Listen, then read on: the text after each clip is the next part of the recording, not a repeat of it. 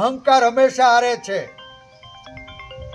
આ દેશમાં રોટી બેટી રાજ અને ધર્મની રક્ષણ કરનારા લોકોને પોતાની કુખે ઉછેરનારી દેશની તમામ માતૃશક્તિને આપણે વંદન કરીએ છીએ.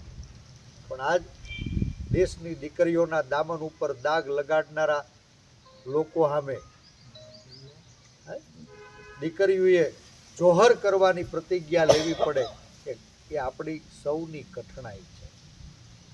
મારી બહેનો, આ તમારા દામન ઉપર દાગ લગાડનારા લોકો સામે તમારે જોહર કરવાની જરૂરત નથી. હજી જવતલિયાઓ ઘણાય જીવી રહ્યા છે.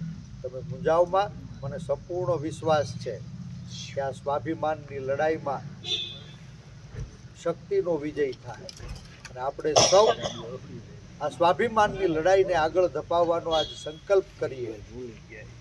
સત્તામાં બેઠેલા લોકોના અહંકારને ઓગાળવા માટે આપણે સૌ એકજૂટ થઈ 18 વર્ણ સાથે મળી અને 7મી મેએ મતદાન કરવાનો અવસર મળે ને ત્યારે પંજાનું બટન દબાવીએ એવી આપ સૌને હૃદયપૂર્વકની વિનંતી.